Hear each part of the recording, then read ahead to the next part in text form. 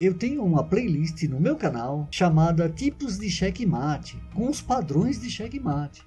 Todo jogador tem que conhecer esses padrões. Vai facilitar os jogos, vai te dar mais vitórias, tá? E eu vou mostrar nesse pequeno vídeo a diferença entre um jogador que conhece os padrões de checkmate e um que não conhece. Cortei chess no tabuleiro. Obrigado por estarem aqui assistindo este vídeo. Se você gostar, dê o seu like. Se você não está inscrito, se inscreva no canal. Veja nesta posição. O jogador que conhece o checkmate damiano já viu a posição aqui, bateu o olho e já descobriu o checkmate.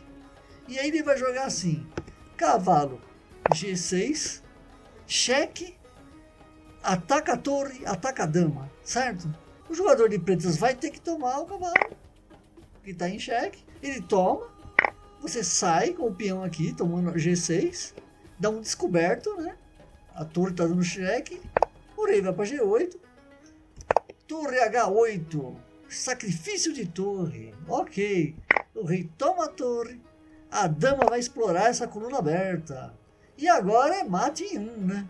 O rei vai para lá e dama chega em H7. Agora a diferença, este jogador conhecia o tipo de checkmate.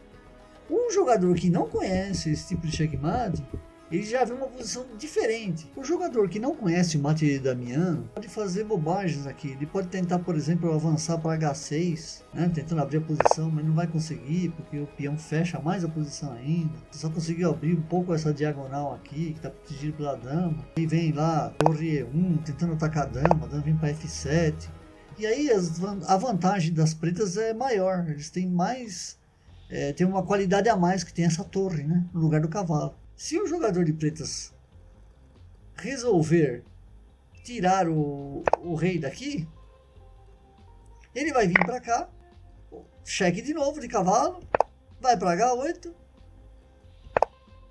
a dama vem, protege o cavalo, H6, toma de peão, vem com a dama, ameaça mate ali tomando em G7, torre vem, protege, peão toma, torre toma, dama H6, torre H7, dama F6 cheque, torre G7 cobrindo, H6, ameaça mate de novo tomando a torre, é imparável, né? Mesmo que venha para cá, peão sai e é cheque mate. Essa é a vantagem que o jogador que conhece o mate damiano tem.